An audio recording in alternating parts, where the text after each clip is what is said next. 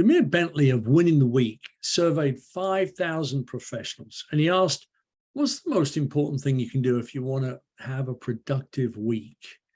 94% said planning. Just saying, I think we should keep a close eye on the 6% who didn't think planning was important, but I digress. A month later, he followed up and he asked the same 5,000 people, how many of you have a consistent planning process? 6% said they planned consistently.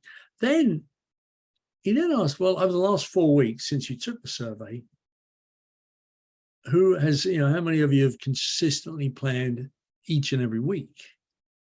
What percentage do you think have a consistent planning method process?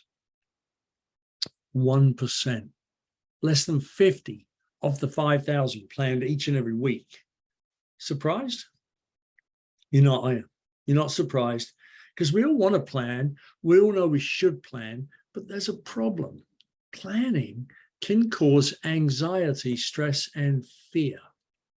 And of course, our inclination is to move away from things like that. We move towards pleasure and away from pain.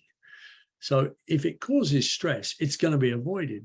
And so planning often gets avoided. Of course, logically, we know that planning doesn't cause stress. It actually has the opposite effect.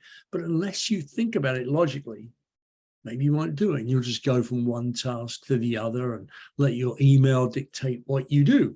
So you need to change the way you think about planning and make sure it's a much more positive event. Maybe start rewarding yourself once a week, when you plan something.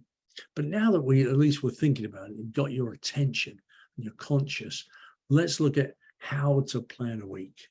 There's really like a few steps. I mean, first thing, you should decide on something that you want to achieve this week. Just pick a thing that would be important to get done. Then select a task that's, kind of a task that's important but not urgent, the kind of thing you easily put off. You probably do all the time, and you shouldn't. You should schedule that in your calendar. Then look at all the appointments you have coming up in the next 5 days. Which ones do you need to schedule time for so you're fully prepared? Add those to your calendar. And now look at your to-do list. Which tasks are going to take time to complete, and add them to your calendar. Lastly, scan your calendar to see if every hour has a job. If not, go through each day and schedule your time so every hour is doing useful work. Good luck.